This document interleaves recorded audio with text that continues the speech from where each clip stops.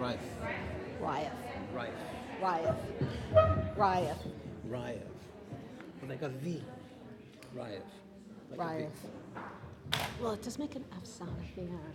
I hate not being able to hide behind a podium.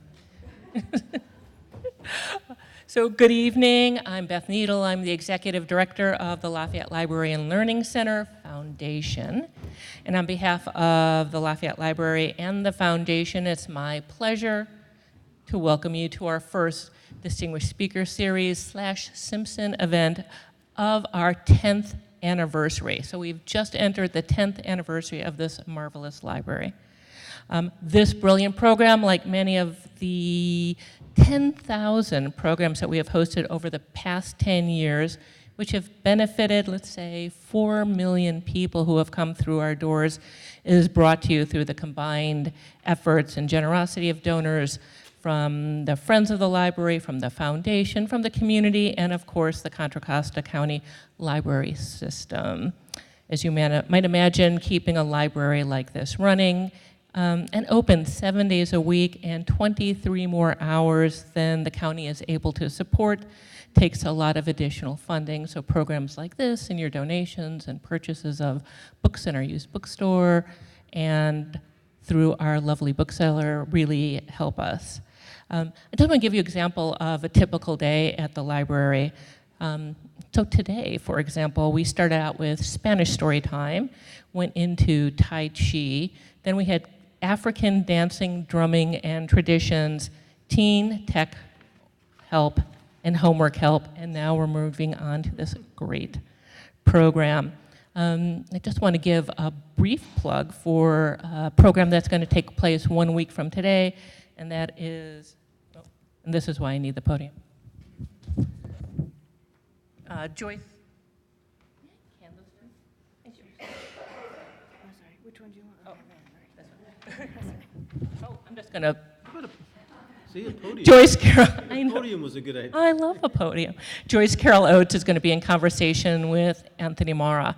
Tony was our Simpson Award winner for 2018, and Joyce is our writer in residence. And on the back of this flyer, if there are any aspiring memoirists, Joyce is holding a free memoir writing workshop for members of the public in April, and you can get the information on how to apply on the back of this. And I'm going to turn the microphone off and over to Joe, who is going to lead our discussion this evening. And I can't say enough about Joe. We've worked with him for a number of years. He's a prolific writer and memoirist and interesting, funny human being. He's also the founder of the Simpson Project, and we've had a great time working with him. So, thank you. Well, that was very nice, Beth. Thank you. Nice to see everybody. This is working? The volume is working? Sound check? Everybody's okay here? Okay. I don't know how many of events I've done at the library or attended at the library. I still never get over how beautiful it is and how much love went into creating this fantastic community, which is more than a building. It's a community of people. And I see lots of board members here. And anyway, congratulations on all you've done. So here we are tonight. This is a fun event for me. I'm wearing the hat because the authors insisted that I wear the hat. I asked them, I said, it's up to you. I'll keep the hat on or off. You can tell me what you want. And they, right? And I said, this way you will be able to differentiate between us and Joe. So there. A word about the Simpson Project. We're in our 4th year. We're about to give out our 3rd $50,000 Simpson Prize in about a month or so. We teach workshops at Martinez Juvie, the boys identified wing, the girls identified wing, taught by Simpson Fellows, who are graduate student writers from Cal. The partnership for the Simpson Project originated in conversation with the Library Foundation, Learning Center Foundation, and the University of California at Berkeley. So we have Joyce as our writer in residence, we do the workshops, we have the prize, we have a terrific publication called Simpsonistas, for that is what we call ourselves, Simpsonistas. And our first volume came out a few months ago, and we'll have another volume before too long. In any case, the project is funded by a couple of dozen altruistic individuals, family foundations, and corporate sponsors. And out of that project comes where we are tonight.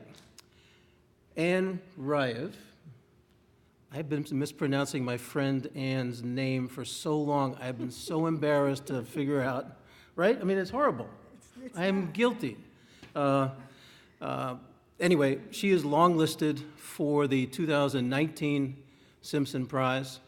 Laurie Ostlund was shortlisted, was a finalist for the 2017 prize.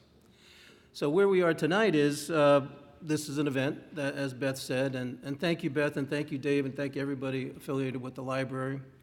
Let me introduce Anne Raeff first. Her new novel, her most recent novel, Winter Kept Us Warm, is out in paperback tonight. And speaking of books, we have a great good place for books in the back. Donna is here, and please frequent your friendly independent bookstore tonight or in the future. It's in Montclair. I've done lots of readings there. You won't? No? No. Okay, well, we'll see to that. We'll fix that. So Winter Kept Us Warm was published in February 2018. Anne's collection of short stories, The Jungle Around Us, won the 2015 Flannery O'Connor Award for short fiction. I could read a lot here, but I think, let's put it this way, Anne has been honored by many institutions and publications, and we're very fortunate to have her here tonight. Anne Raeff, thank you so much for being here. And Anne's wife, Laurie Ostlund. I got to know Laurie when she and I did a reading together many, many years ago. It wasn't that long ago. It was a while ago. And Laurie, as I said, was a finalist for the Simpson Prize in 2017. Her first novel is After the Parade, and it met with tremendous critical and commercial success. And she also won the Flannery O'Connor Prize for short stories for The Bigness of the World. So they both live in San Francisco with 2 cats, the names of whom elude me. Oscar and Prakash. Oscar and Prakash, okay. About that. Okay, I'm sorry about that. Maybe to help. Get their names right. I know. This is a dig. It's okay. Maybe just a little bit of a summary of the fictions that we're going to be talking about to give us some little context. So Winter Kept Us Warm is a novel of rich details and landscapes, follows 3 friends through 6 decades, from post-war Berlin to Manhattan, 1960s Los Angeles to contemporary Morocco. A twisting narrative of this love triangle reveals their mysteries and fragments, examining their long-ago love and how it changed their lives forever. And then Laurie's novel, After the Parade, is about a sensitive, big-hearted, achingly self-conscious 40-year-old, Aaron Eglund, who long ago escaped the confinements of his Midwestern hometown, but he still feels like an outcast. After 20 years under the Pygmalion-like care of his older partner, Walter, Aaron at last decides it is time to take control of his own fate. But soon after establishing himself in San Francisco, Aaron sees that real freedom will not come until he has made peace with his memories of Mortonville, Minnesota, a cramped town whose 400 souls form a constellation of Aaron's childhood heartbreaks and hopes. Please welcome Anne and Laurie.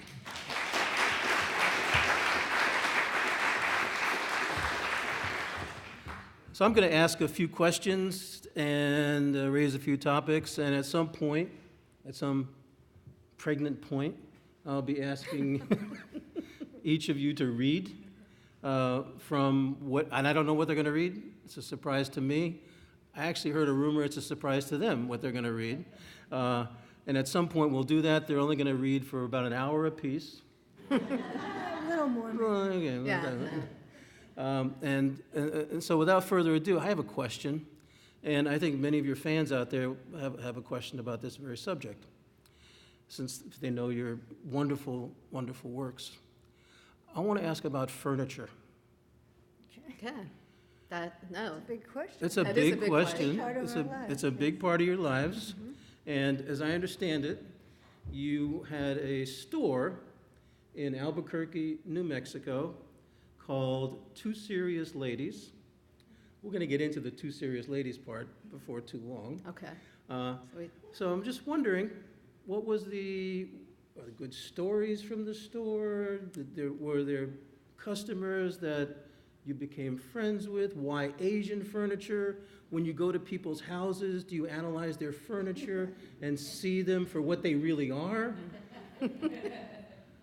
Furniture. You covered all of it, I think. So it's true, we did have, for 7 years before we moved to the Bay Area. We came here in 2005, and for 7 years leading up to that, we had an Asian furniture store called Two Serious Ladies, which came about because we were teaching in Malaysia for 2 years. And at the end of teaching in Malaysia, I actually wrote a contract. And the contract said we would never, ever teach again. And so we would have to, but really it's the only thing I'm equipped to do. I also love teaching. Anne is a wonderful teacher.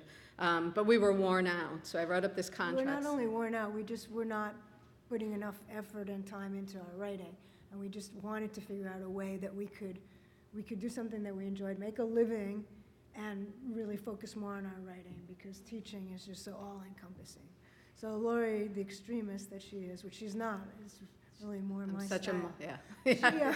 She created this contract, and we signed it. We had a ceremony in our little pad in Malaysia, and then we went off and filled a container of furniture with, mostly Indonesian furniture. And brought it back to Albuquerque. We had no idea how to have a business or what to do, but we had some really cool furniture. I think my parents were sure that we would be arrested within a month or two. They just thought it was another one of my schemes that would not end well.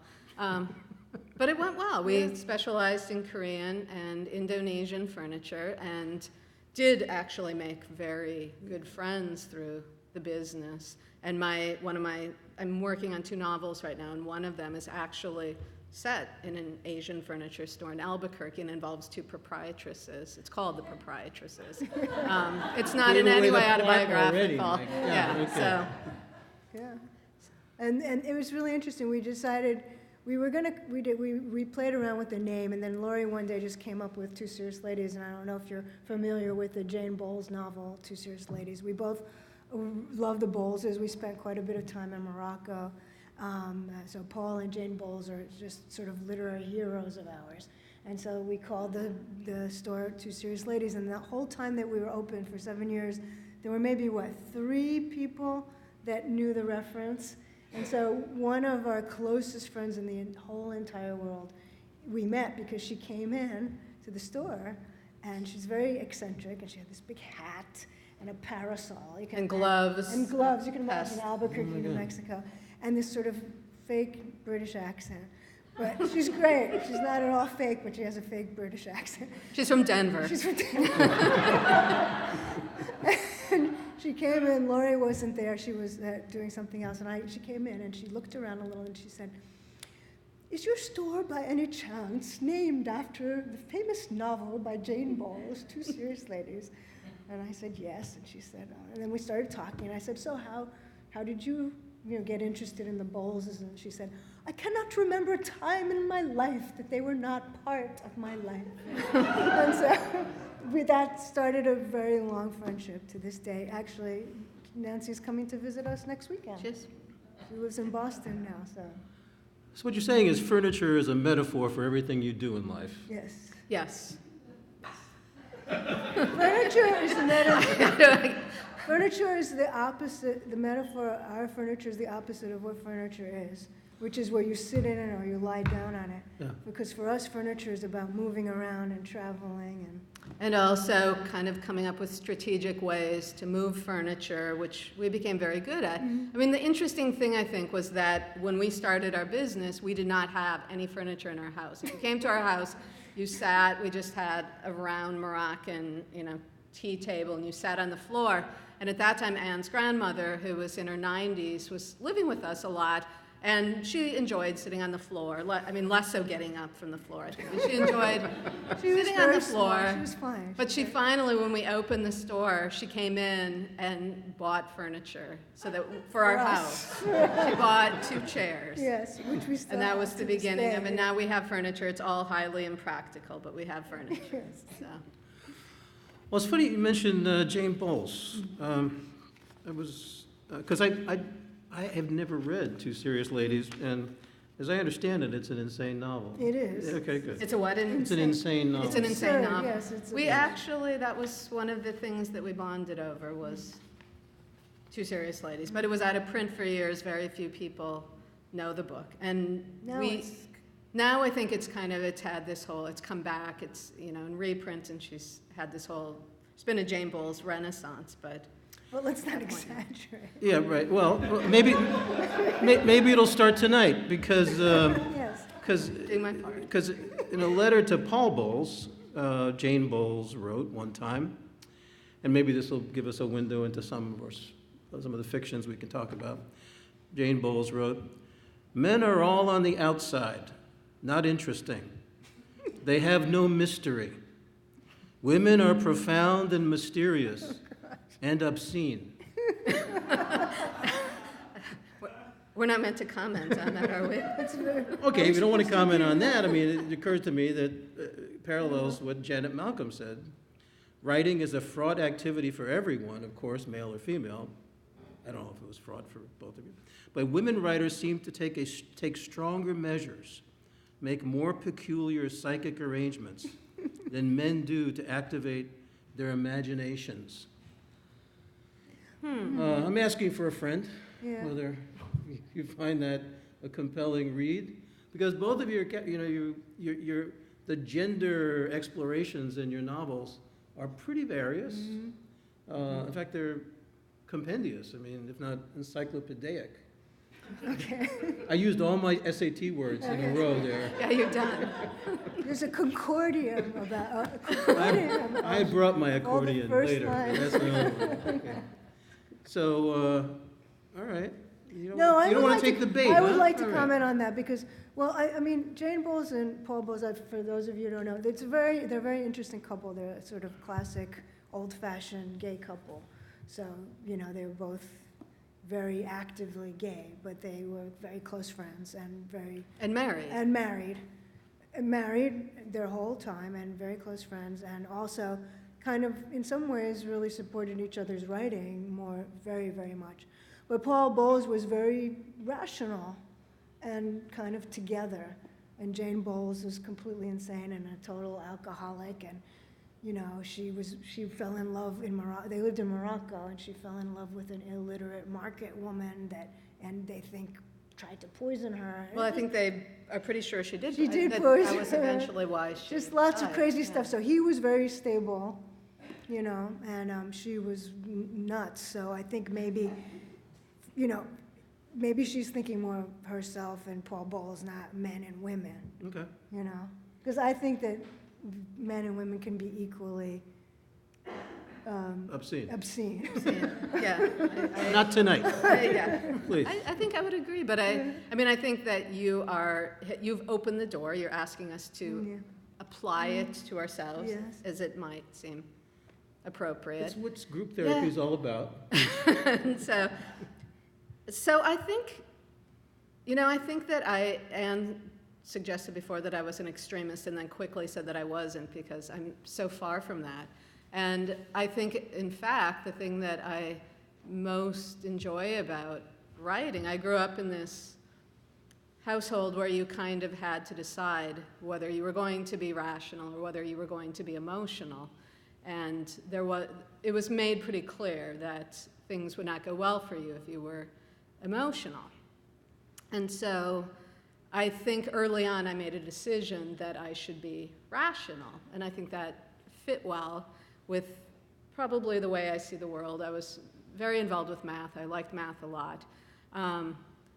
And so I think what I like about writing, or what, and I should also add, I grew up in Minnesota. It was a town of 400 people. My parents had a hardware store. And we didn't leave that place. My parents were very religious, and, they kind of employed that Protestant work ethic that involved always being in the hardware store and never leaving town. We left once a year. We went to the hardware convention, and it was a one-day trip. We came home at the end of it. There was no staying overnight. So I lived in this very kind of closed world. And I don't think that writing was something that I ever even entertained as an idea of what somebody would do. And so I think that the thing that has always drawn me to writing is that yes, there is room to be rational, but the biggest successes in my writing day have to do with those moments that don't involve the rational. And that's always an interesting and difficult position for me to be in, because I resisted it for so many years. And I think I guess I enjoy it. So maybe that would be my response to that. Well, so following up on this, or pretending to follow Okay. up on this. Yes, because Anne looked like she had nothing to add. Well, So Yeah. That's okay, that's okay. So let's talk about space, okay, Okay. and we'll leave time for later. okay. But space. So you both won the Flannery O'Connor Prize, and I know, Lori, you've spoken a lot about Flannery O'Connor, her command of dialogue, her sense of humor, her propensity to represent violence, all that stuff. Is a turn on? Do you like that stuff? Whereas you she's great, but didn't really speak to you. Well, no, I wouldn't say that Flannery O'Connor is one of my sort of literary heroes. I appreciate her work, Yeah. but she's not growing up, and when, I feel like the people that most influenced me were the people that I read when I was young, and she wasn't one of those. So I think writers. that you are much more likely than I am to address violence and to Oh, want to yeah. write about war and I write violence about- and to yeah, look at how yeah. a woman Well, might write about You're violence. no shrinking violet, though. There's stuff Well, going I'm on. a little shrinking. So. Yeah. Yeah. No, I'm not interested in violence, and I don't, it's just that, I think it has to do with when I read Flannery O'Connor, maybe perhaps more than anything else, Well, so one of the epigraphs to After the Parade is by Flannery O'Connor from her novel Wise Blood, her only novel, I believe. Where you come from is gone, wrote O'Connor. Where you thought you were going to never was there, and where you are is no good unless you can get away from it. Yeah. So, and if you haven't yet had the pleasure of reading Winter Kept Us Warm or After the Parade or their books of short stories, I think you're going to find that you're both in very different ways trying to represent a world in small places, in big places, across a large World War canvas, across a hardware store-ish kind of place, even though there's no hardware store. Yeah. And After the Parade, Yeah. there is a hardware store, It's but it not plays a focused. bit. Yeah, yeah. It plays a bit part. So my question is, what's the metaphor of searching and traveling for you? Is this a generative kind of motif? It seems like it might be in both your books, or in both, and maybe as we begin to talk about that, you might want to reflect on how you see each other's work. Because you lived together for 27 years. Is that right? It'll be 28 this year. Yeah. So, how, when you look at each other's work and the searching that you've done in your own, what do you see the same things? Do you help each other tell the stories that you need to tell? Is there friction in that experience? Do you argue in the morning? Do you argue at night? There's so many questions here. I know, because nobody's taking the bait. Okay, Anybody want to jump in here? Let me start, let me start. Kept waiting for that For the to. final question. But I think, to get back to the space thing, I think we can start with that and the movement and the travel. So both of us, we do feel, just as adults, we're very inspired by moving around and by traveling, definitely. And I think that we can get at some core emotion and some core conflicts in ourselves and things that we want to explore when we're very much outside of the familiar. I think we both do really well when we're outside of the familiar, and we like that kind of challenge, and we like to not really understand what's going on, and we like to be uncomfortable, and all of that sort of, I think, helps us with perspective and helps us to think about what it is that we want to get on the page. So that's one thing. But I think that in terms, I think both of us very much, for us, place is really important, not only in our own lives, but in our writing, right?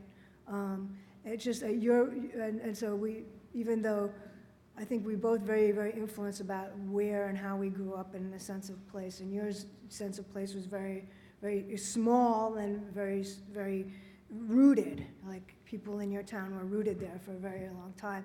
And my sense of place was the opposite. It was, I grew up with people who were immigrants, so it was all about not being rooted. And I was the first generation that actually was staying in the same place, and I grew up in the suburbs of New Jersey. When I come out to Lafayette, I'm reminded of it. And that was sort of the opposite of my whole heritage, which was of extreme conflict, and lots of my parents lived in, were refugees their entire youth, So I grew up among people who never had a home, who were constantly fleeing in this very stable, almost innocuous kind of environment, which, that sort of conflict was very there. So I wanted to kind of go out in the world, and my parents wanted to stay put for once and be really safe. And in your case, I think you wanted to go out. I wanted also, to go out. We both wanted to go out in the world for different Yes, I think reasons. for different reasons. I mean, we come from very, very different backgrounds. My family, Scandinavian. I grew up in a Scandinavian enclave. They had come in the late 1800s and had always lived in this place. They arrived, on my mother's side, they'd been living above the Arctic Circle. I think there were maybe 7 families that were foolish enough to go from Norway to try to farm up above the Arctic Circle. And so they lived up there, and then one by one, I think over the years, realized it was not a good idea and left for the United States. And so my great-great-grandmother, Ragnhild, decided the family should go, and when they left, I think there were both parents and maybe 9 children, and when they arrived in Canada, there was no husband, and I think 5 of the children had died. And so they arrived in this place in Minnesota, and that was where they settled. It was almost winter, and she and her sons dug a hole in the ground, and they just, slept in that hole during the winter.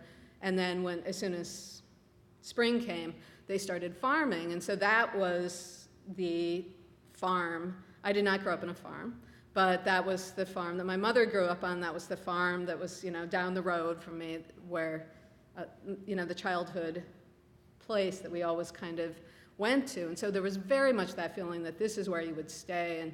And I think it struck my family as strange when I resisted that and wanted to go out and farther away from that place. I think it struck your family as less strange, I think. They just didn't understand the need to move. I think they just wanted peace and quiet and quiet. stability, and they did not understand my dislike of the suburbs and my just not wanting to just go out and be in places that they found a little bit unseemly. But I think in terms of our writing, which is so different because it's informed by such different experiences, I think that as a couple we're each other's only readers, and I think that when it comes to our writing, if it weren't, I find Anne's family history incredibly interesting, and she feels the same way about mine. When she comes to the few times she's been to where I grew up, she always says that where I grew up, Minnesota, is the strangest place she's ever been to without a passport. Yeah, that's right. That it just feels so, and I think the first time I brought her to my parents' place, they hadn't seen me in years, and I walked into the house, and my father was reading the newspaper in the living room, and he just kind of put it down and called in, "Is that Lori?" And my mother was making dinner, didn't stop making She's like, dinner. "Oh, Lori." "Oh, Lori," with a Minnesota accent. She said, "It's Lori," and kept cooking. My father put the newspaper up, and Anne and I said, they're only this enthusiastic because they haven't seen me in years. And that was her introduction. She had never seen this sort of thing where everybody in town greeted me from So far away. 10 feet away, and we walked into the cafe in town, and my aunt was there. And my aunt said, "Oh, Lori Ostlund, come over here and let me look at you." Let me take a look at you. And I went over, and she looked at me. She didn't say a word. She looked at me. And then we went back and sat in the other booth. Like, she didn't say, come sit down, my niece. She didn't that say, I "How haven't are seen you? this time." What brings you to town?" So we just went to I think that was an odd thing Yeah.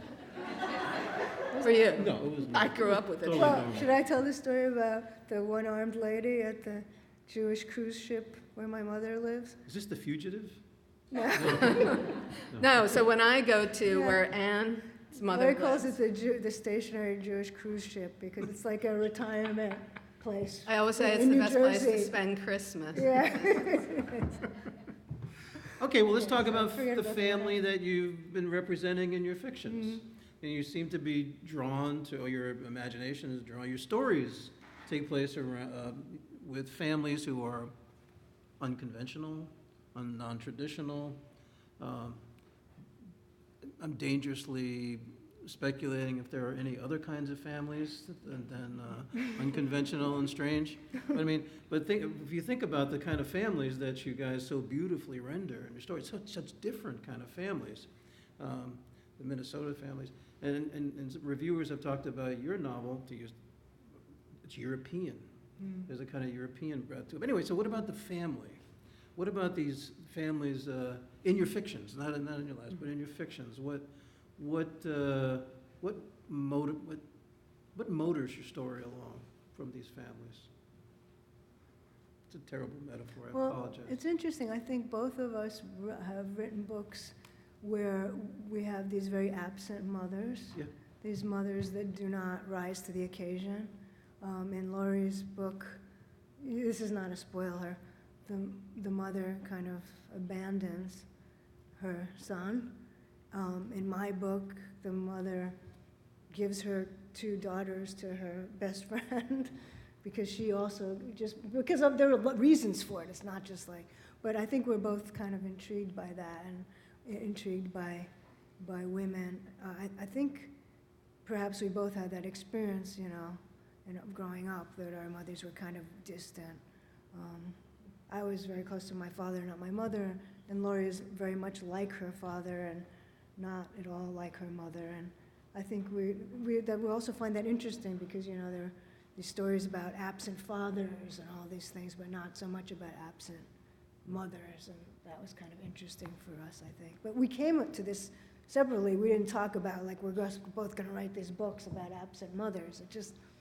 It's interesting that we have that. Yeah. I think that we have, in some ways, very different preoccupations when it comes to writing, but I think there's a certain overlap. I think we maybe have a slightly different sensibility. If we were to go to a dinner party and someone would say something, on the ride home, it would be very clear who that story belonged to, based on what they'd said. We don't argue about things. Every once in a while, we both want to kind of work with the same anecdote, but usually we have very different ideas about where we would take things, but we do, I think one of our overlapping preoccupations is this idea of that absent mother. And in my case, maybe, I think you have a much different approach to fathers, informed by who your father is. To whom the book is dedicated, Yes. for whom the word story and history are intimately connected. Yeah, Anne's father was a Russian historian. He was very kind of calm and he was a really nice man, and he died just before the book came out. Well, maybe this would be a good time to do a reading or two. Sure. You want to begin? Ann, you want to Okay. read a little bit? Does it need a setup? No, because I'm just going to read from the first page. Just to Okay. kind of No pull people. spoiler alert here. No spoiler, just to pull people in, and it introduces, in the book, there are 3 protagonists, 2 men. Yes, sorry. I was wondering, Anne's voice does not carry, even though she's a teacher. I'm she doesn't have a trying. teacher I voice. thought that I didn't have to, because I was told these microphones were really But I busy. know your voice. I was going to suggest it. Thank you to the. Is that better? Can you hear now? Okay. That was an interesting exchange. That was good. No, because I'm always telling her voice doesn't project, and she always know says that. it's just me. No, I never say that. I know that. I know it doesn't project. I'm But now very it's also aware. the woman I'm who- very aware of it, believe me. You see, Okay. Patty, other people have this good conversation too. The thing is, I'm the quieter one, but my voice does project more. Yes, So okay. Yes? Sure? no, I'm set. Okay. Done projecting. Everybody can hear? You can hear? Okay. So, yeah, anyway, so there are three protagonists, 2 men and a woman. And so this is the beginning of the book. I'm not going to say anything more about it. Okay, I think I can see like this. Okay, ready? The arrival. The journey from Rabat was not easy. On the long train ride, Isaac stood in the crowded aisle outside the compartments, leaning his head out of the window to save himself from the cigarette smoke. After the first stop, about 30 minutes in, a young man forcibly dragged him to a nearby compartment. Asseyez-vous, monsieur, the young man screamed, as if he were telling him to go to hell, rather than trying to help him. Isaac explained about his asthma. He would die if he inhaled so much smoke in a closed-in compartment. He phrased it that way so his meaning would not be mistaken for politeness. But the young man had ignored him, pulling him into the compartment as he spoke, yelling at the other passengers to move over. "Make room for the old man," Isaac imagined he was saying, and he laughed as he fell into the seat they had cleared for him. As soon as he was seated, Isaac could feel his throat and lungs clamping up. His laughter turned into coughing. The man sitting next to him offered him water, but it was air he needed. So he gathered his strength, pulled himself up, and ran back to the corridor, to his space at the window. He reached for his inhaler, but he didn't need it. The sea air was enough. After that, they left him alone. The train stopped frequently and lingered at each station. He did not allow himself to look at his watch, knowing that would only make the journey seem longer. And then, finally, they were in Meknes. 1 minute longer, he told himself as he stepped off the train, and he would have slumped to the floor right there in the aisle. At the station in Meknes, he engaged a taxi. The driver asked him whether he had a reservation. "The Hotel Atlas is always full," he said. "There will be room," Isaac assured him. "But you do not have a reservation," the driver insisted. Why, Isaac thought, had he not simply said that he had a reservation? Why had he never learned to lie, even when it made things easier? The taxi smelled of smoke, though the driver wasn't smoking. Still, Isaac rolled the window down just in case. This upset the driver, who explained that the air conditioning was on, despite the fact that it was hotter in the cab than outside, where, Isaac was sure, it was already near 100 degrees. "Ah," Isaac said, making sure that there was not even a hint of sarcasm in his tone. The last thing he wanted was an argument with a taxi driver. His parents had been in a taxi accident in New York shortly after arriving in the United States from France in 1942, where they had been living in exile. His parents and the driver had been arguing, the driver insisting that the West Side Highway was faster, but his parents wanted him to take Amsterdam Avenue. "The lights on Amsterdam are timed," they explained. I know. Do you think I'm some kind of idiot?" the taxi driver said, turning around to face Isaac's parents and losing control, driving into the divider. Somehow none of them had been seriously injured, but after that, Isaac's parents lost their interest in the outside world. They retreated to the Russian classics and the safety of their dark apartment. Sometimes Isaac caught them speaking Yiddish, which he had never heard them speak before, though as soon as he walked into the room, they reverted quickly to Russian. After the accident, Isaac's parents rarely went out, and they never got into a car again or left the city, not even to visit their oldest friends in Connecticut. His parents, who had not allowed themselves to be vanquished by Stalin or Hitler, had, in the end, been defeated by an ornery taxi driver. It was as if their brush with death had given them the license to admit defeat, to accept that their exile was now permanent. But Isaac had been happy to be in New York, far from the old battles of Europe. Still, he had planned to enlist in the army as soon as his parents were settled. He wanted to be part of the fight against fascism.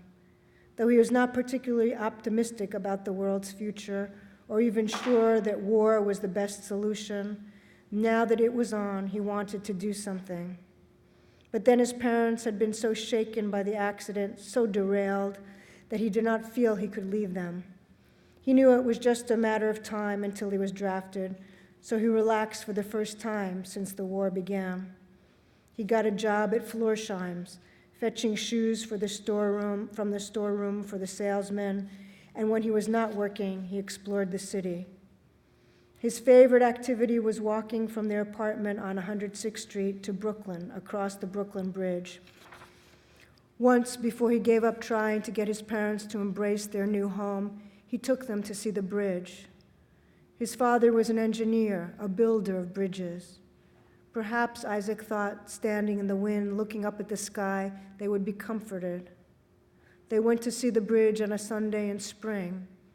His mother had thought there was something not quite right about walking on a bridge just for the sake of walking. It's not a park, she said. No, it's not a park, Isaac had agreed, but that's what is so wonderful. Only in America would people take a leisurely Sunday walk on a bridge. And why is that wonderful? His mother asked. But Isaac could not explain. His father walked slowly, his hands deep in his pockets. They walked from the Manhattan end to the Brooklyn end, and then they turned around and walked back. Isaac pointed out the elaborate spiderweb mesh of the cables and various buildings of the Manhattan skyline. Then the three of them took the subway back to their dark apartment on 106th Street. What did you think? Isaac asked his father on their way home. His father had shrugged. It's just a bridge, he said. But it was not just a bridge, Isaac thought. It was a bridge about which poems had been written, a bridge that made history. Perhaps he had never dreamed of changing the course of history, but he still wanted to be part of it, to see what would happen, to live. He opened the window wide, breathed in the dry, hot air of McNess. The driver accelerated and turned on the radio loud. C'est merveilleux, cette musique, Isaac said, but the driver did not respond. When they arrived at the Hotel Atlas, the driver wanted to go in himself to make sure there was a room available. There will be a room, Isaac said again, but you don't have a reservation. How much do I owe you? Isaac asked, opening the door as he spoke. Calm down, monsieur, there's no rush. I will pay you now or not at all, Isaac said, getting out of the car with his bag. He walked around to the driver's side, and the driver rolled the window down halfway. Here, Isaac said, holding out the money. As you like, the driver said, grabbing the money and speeding off. Isaac approached the hotel. He took several deep puffs from the inhaler and concentrated on breathing, making sure that the air was flowing smoothly to his lungs so that he would not be gasping for breath as he stepped inside. That was not the entrance he had imagined. She was at the reception desk. Uli, he said, and when he reached the desk, he was out of breath. Isaac, Uli said, come sit down. And that's what I was like.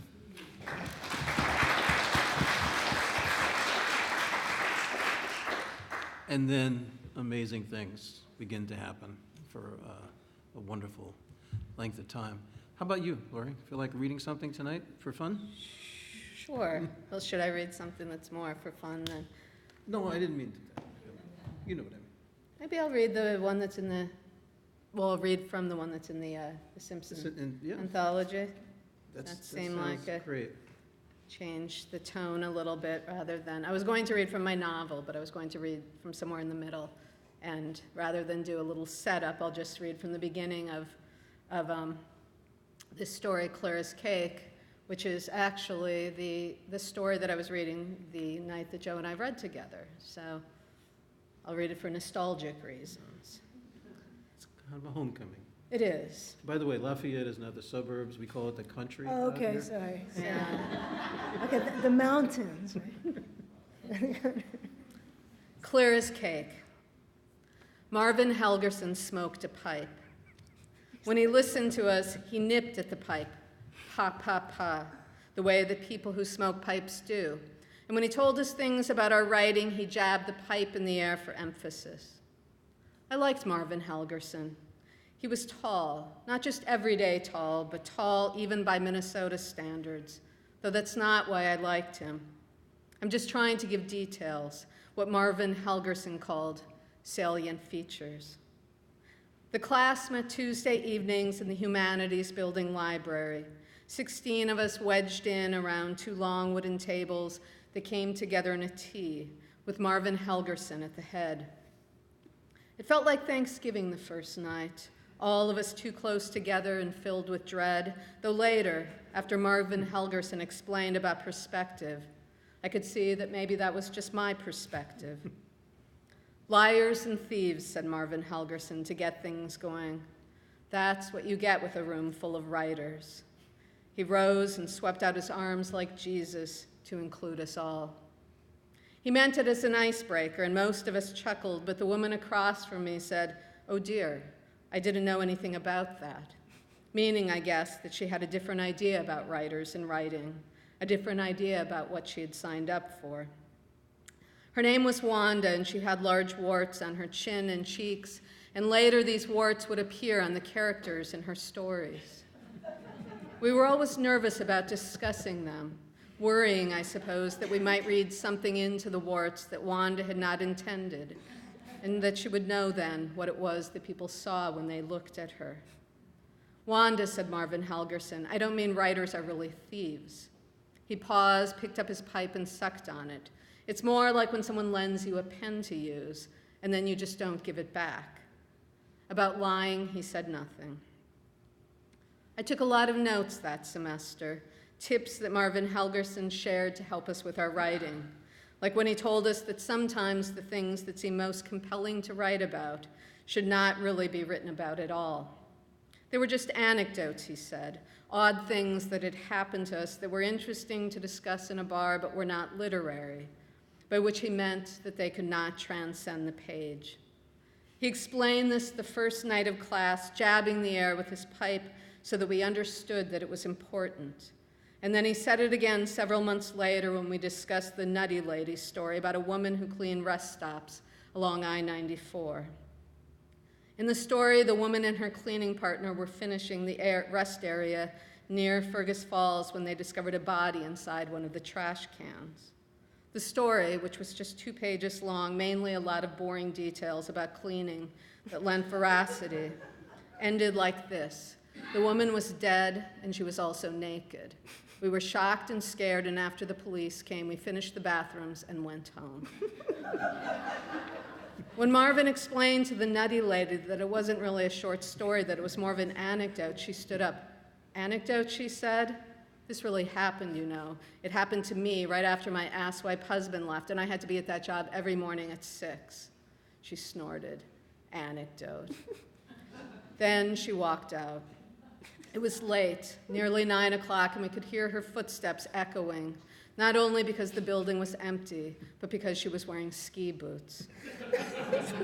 We didn't see the crazy lady again, but at the beginning of the next class, Marvin showed us what she had left in his mailbox, a manila envelope with our stories for the week, chopped into strips with a paper cutter. You see, she really was crazy, but also she'd had enough of us, I think, enough of us telling her stuff about her writing. 3 weeks earlier, she'd submitted a story about a woman whose vagina hurt all the time, except when she was having sex. As a result, her husband, who was also a farmer, got very tired of having sex all the time and told her that she needed to go to the doctor to have her vagina checked. I'm putting my foot down, is what he said, which made me laugh, though I didn't say so because I didn't think the story was supposed to be funny. The woman and her husband spoke with what seemed like Irish accents, but when they drove into town to see the doctor, they drove to Bemidji, which is in Minnesota. I raised my hand and said they sounded Irish, pointing to things like lassie and thar, because Marvin had told us to back up our comments with examples from the text. But the crazy lady looked pleased when I said they sounded Irish. Yes, she said, they're from Ireland. They moved to Minnesota when they were young in order to have an adventure and be farmers, and also because something tragic happened to them in Ireland, and they needed a fresh start. I guess I missed that, I said, and began shuffling back through the story. No, she said, it doesn't say it, it's just something I know. I was creating a life for my characters off the page, the way that Marvin said we should. That's a lot to have off the page, pointed out Thomas, in what I thought was a very nice voice. Thomas was one of the older students in the class. The first salient feature about Thomas was that his parents met at a nudist colony, where they were not nudists because they worked in the kitchen, chopping vegetables and frying meat. The other salient feature about Thomas was that he was a minister. I knew these things because he sometimes wrote his sermons at Jack's, the bar that I hung out at, and one night we drank a pitcher together and talked, but when we saw each other in class the next week, we both felt awkward. But the story isn't about them leaving Ireland, said the crazy lady triumphantly. It's about, she paused, because I guess even a crazy lady feels strange saying vagina to a minister. The pain in her female parts. None of us knew what to say, so we looked down at the story, at the scene in which the husband, who was tired from having sex all the time, visited the doctor. When she was in the doctor's office, lying on the table with her feet in the stirrups, the doctor, who was an elderly man, positioned himself between her legs and called out, 3 fingers going. This was supposed to be a minor detail, I think. But Tabitha, who was a feminist, got mad. That's ridiculous, she yelled at the crazy lady. What kind of doctor would say 3 fingers going? Doctors are just regular people, the crazy lady yelled back. They get tired of saying the same things over and over, day after day. This doctor is like that. He's old and he's tired. I'm showing that he's a regular person who is exhausted and wants to retire. I'm developing his character. That's not development, Tabitha said. Then the story becomes about him, about how he's a misogynist and is going to get sued one of these days for saying things like 3 fingers going to women when they're in a vulnerable position. I'm going to stop there.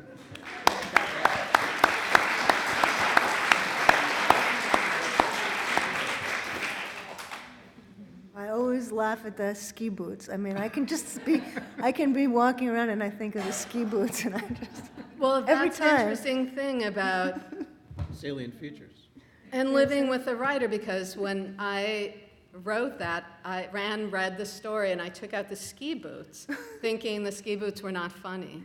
And Anne reread the story and she came downstairs and she said, where are the ski boots? Why did you take out the ski boots? And it's one of those yeah. I just think that sometimes, I always say that with writing, you have to write for one person who really gets your sensibility.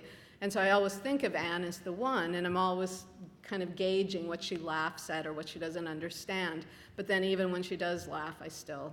You always say, oh, you're the only one who's going to think that's funny. And if you would take your own advice, you wouldn't have anything funny in there. Laugh. You realize everybody can hear you, right? Welcome to driving anywhere in the car with us. So let's, this was wonderful. The readings were fantastic. Open it up for any questions, comments, anything you want to say. Want to read your own story? No, you can't do that. Please. That I was reading from? It was actually a short story This thing. that is going to be in my next collection, but it's in the Simpsonistas, which is the first anthology for the Simpson Literary Prize. So that's the story that was in there at Joe's request. Yeah, it's back there. Anything else? Okay, well, I'm going to go into a completely different. How much time do we have, Beth? What do you think?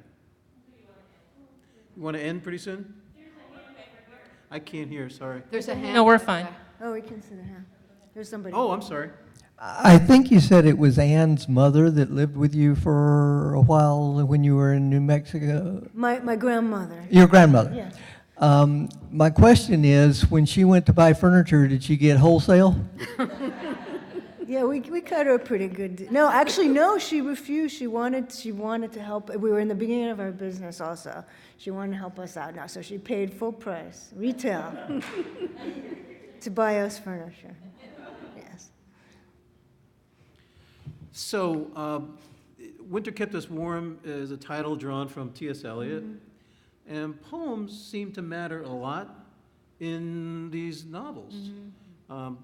In Winter Kept Us Warm, Anne quotes, not Anne, the narrator quotes from Dover Beach, "Our love, let us be true to one another, for the world which seems to lie before us so various and new, hath neither joy nor certitude nor hope for pain," and about ignorant armies clashing by night. This, you've spoken about, Dover Beach is one of your favorite poems. Also, a driving poem for you in your novel is from Richard Hugo, Degrees of Grayness in Phillipsburg. Say you came in here on a whim on a Sunday. Yeah. So your life broke down. The last good kiss you had was years ago. You walked these streets, laid out by the insane. Say your life broke down. Yeah. So I'm wondering, what about poetry? I mean, first of all, that's a risky proposition. Until you're dealing with editors, you can't quote poetry and fiction, and they get very nervous about this stuff. So you did that. It's brazen, and it seems to power your stories. These images, these voices. Well, we kind of courted on poetry. We got together in Madrid. We were living in But Madrid. even before that, when we weren't together, remember we would sit out in the backyard of my place when I was sort of dating this woman that I had nothing in common with, and Laurie would come over, and the woman was in medical school, so she'd be studying her medical books, and Laurie would come over and we'd read like T.S. Eliot out loud to each other. And one of the greatest stories of our courtship was,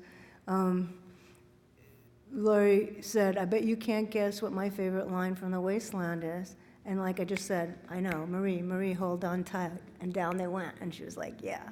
And so It was an innocuous line. it's not that innocuous. It's a great line. So we right from the beginning we read each other poetry, and then in Madrid we would stay up at night. We both had all of our poetry collections along, and Dover Beach has always been one of my favorite poems. Matthew Arnold's not one of my favorite poets, but I absolutely loved Dover Beach. And so during that period, those couple of years, we were just reading poetry a lot.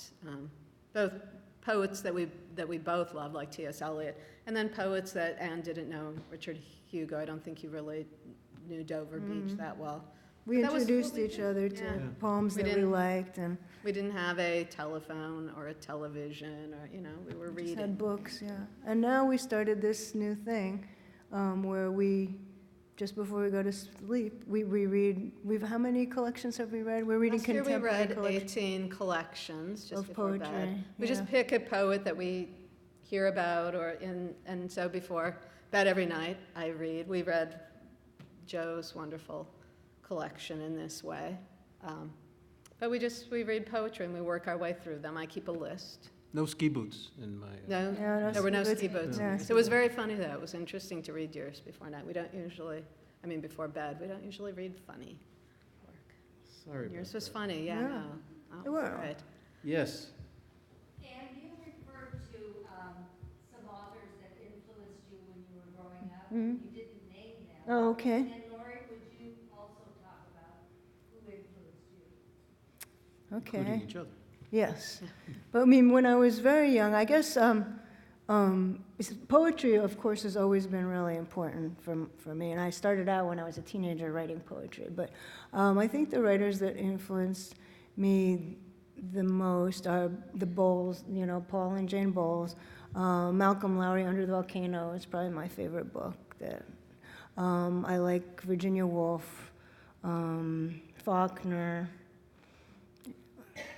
I go with Dostoevsky, those are the ones. I think Brothers Karamazov I read like 5 or 6 times when I was a teenager. So those are the things that kind of I grew up. And Salinger, the short stories, the 9 stories. I mean, there are others too, but those are the first things that kind of come to my mind. Well, I read nonstop when I was a child, but they were not the sorts of books that people would have heard of because they were. My father was a reader, but my mother read only the Bible. And so the Bible was how I learned to read. I read the Bible out loud to the family. I read the entire thing when I was in 2nd grade, including all the parts with the so-and-so begat, so-and-so begat. And I got in a lot of trouble because about 5 minutes in, I asked if we could skip it. And my father was just, and so no, that could not be skipped. But I think as I got older, I tend to take a writer that I become interested in and then read all of their work. So I did that a couple of years ago with Willa Cather, for example, or for a couple of years we were living in Malaysia.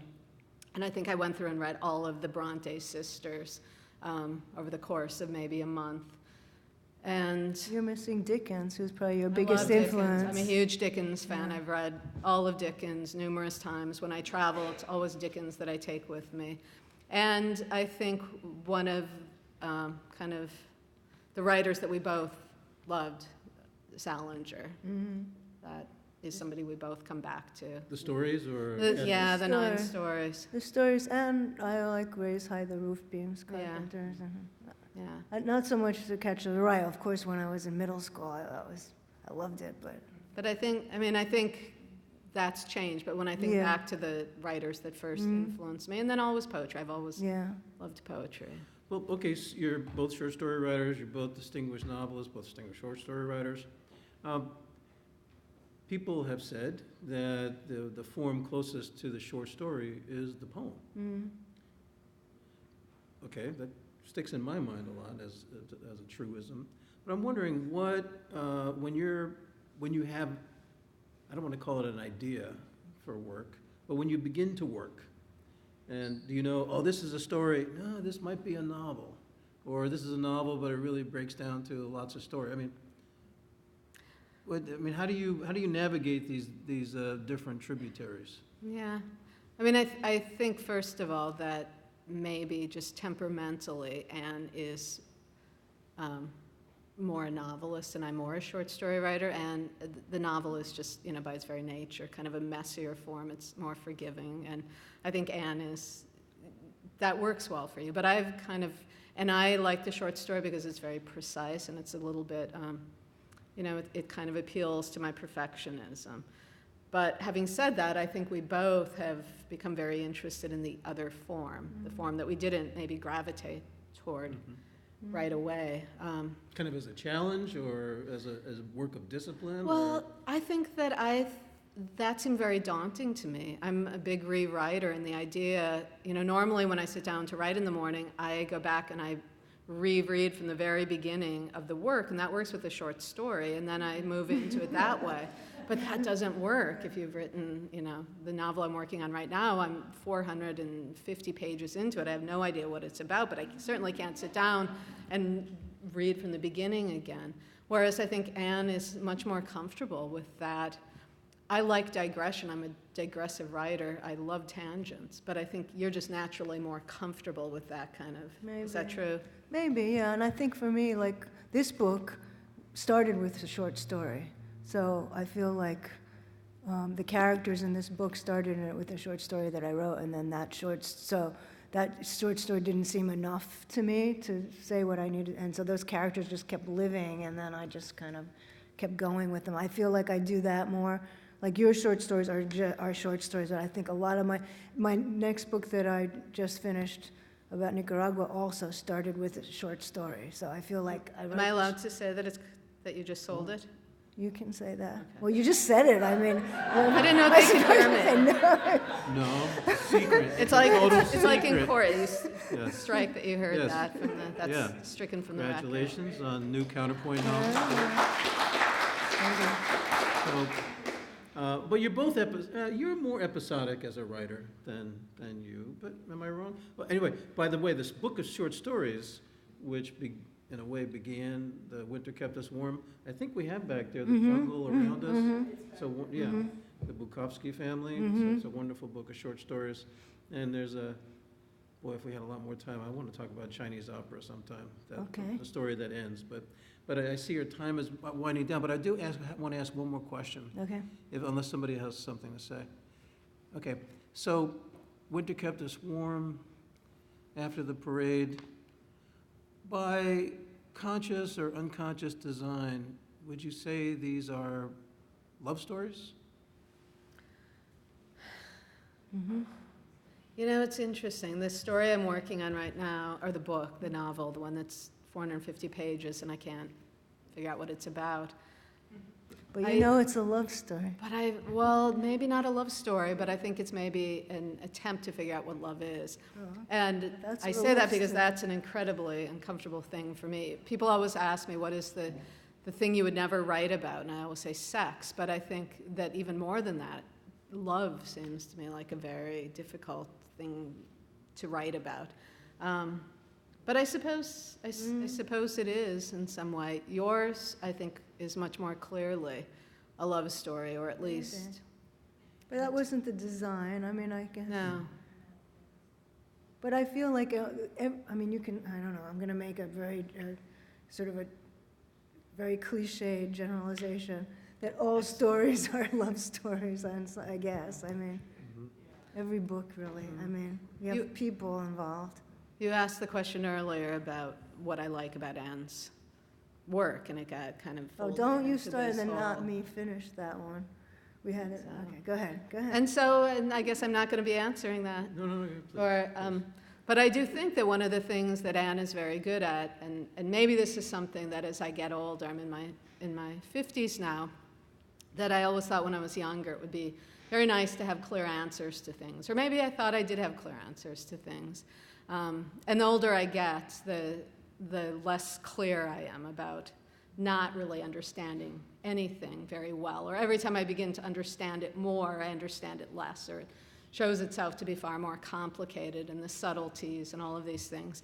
And I think that's something Anne does so well in her work, is just kind of work within the realm of the subtle. And that's something that really appeals to me. I think even though we come from very different places, I grew up in a place that's all restraint. Nothing ever quite gets said. It's all about what doesn't get said. Anne approaches it a different way in her work, I think, but she still gets at those subtleties and kind of the complications of human beings. And I think that's the thing maybe I like the most, is that the fact that, you seem like, No, I have to now, because, no, I have to, Please. okay, I'll stop there. you'll stop there, okay. Well, I want to, Wait, I mean, but what's, I think, amazing about both these authors is that, Lori, is that you're not afraid of heartbreak. You're not afraid of the pain and the sorrow of the characters whom you've found in the pages of your stories. And I think that takes tremendous courage, because it's so easy to be facile. I mean, that's about love or about sorrow or about, there are solutions that you're saying. I think one would be very hard-pressed reading either of you to think, well, life is, you can figure this out. You guys are still figuring it out. You're still emerging writers. You're emerged and still emerging. And I really thank you both very much for being here Before you tonight. stop, though, I have to be able, because we had this whole I long-standing think we're out joke. of time, though, No, for now. Go we ahead, have Katie. this whole long-standing thing that every time that Lori says what she likes about my writing, then that I forget to say what I like about hers. Well, or something. this And now is- she this is set it one up, attitude. she set it up so that there's not enough time No, for this is me going to be good. say it. Time out. Okay, go ahead, say it. Okay, so I actually like, I think that the same thing. I mean, that you're writing, the subtleties in your writing, and for me, it's the compassion that's so strong, but it is not, there's nothing sentimental about it, but it's just this deep compassion for people's suffering, and for their strengths also. And that the way you use humor, of course, is just, it's so, again, there's nothing surface about it. There's so many layers to your humor, and it's so, like, you're laughing out loud, but, I think humor, comedy is sometimes much more forceful and much more emotional than tragedy. And I think that you're able to do that. You use humor to really bring out, the tragic elements of human existence, as well as the joys of it too. But so that's what I would say. So to quote one of my two favorite authors, sometimes you thought you knew what your character wanted, and then you got to the end of your story and realized that you didn't understand this character you had created at all. That's the wonder, I think, that we both feel in the presence of these two remarkable authors. So please, thank Lori and Ann for being here. Thank you. Thank you, and thank you to the Thank you, the library, library. and to all of you for coming out. Thank you. And Joe, of course, So, thank you. Well, it was a pleasure. And buy books. This is really good to buy books. Thank you. Thank you. Thanks for the nice words about the poem. Did you feel okay? Yeah. Okay, good. Did you feel okay about that? Tonight was fun? Yes, it's great. I really liked it. You have a great question.